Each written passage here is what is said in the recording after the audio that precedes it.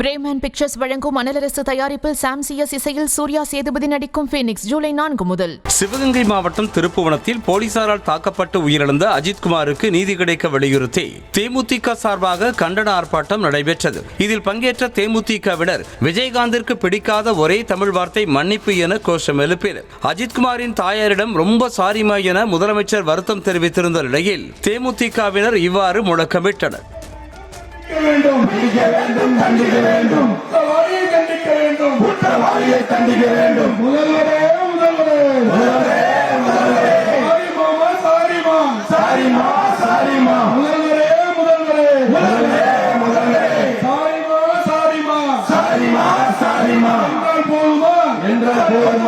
ஆர்ப்பாட்டத்தில் கருப்பு உடையணிந்து பங்கேற்ற பிரேமலதா விஜயகாந்த் செய்தியாளர்களுக்கு பேட்டியளித்தார். அப்போது விசாரணைக்கு அழைத்து வருபவர்களை அடிக்கும் உரிமையை காவல்துறையினரிடமிருந்து பறிக்கும் வகையில் தமிழ்நாடு அரசு சட்டம் கொண்டு வர வேண்டும் என வலியுறுத்தினர். அதைத்தான் நான் இப்ப சொல்றேன். யார் அவங்க நிக்கிதான்றது யாருங்க? அவங்க என்ன பின்னணி?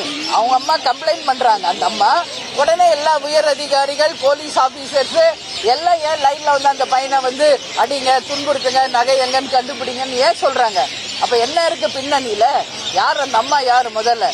அதனாலதான் சொல்றேன், அவங்கள முதல்ல கூட்டு வந்து விசாரணை செய்யணும் நீதி அரசர்கள். அந்த ஆக்சுவலி அன்னைக்கு என்ன நடந்தது என்று பல மர்மங்கள் இதற்கு பின்னாடி இருக்கு.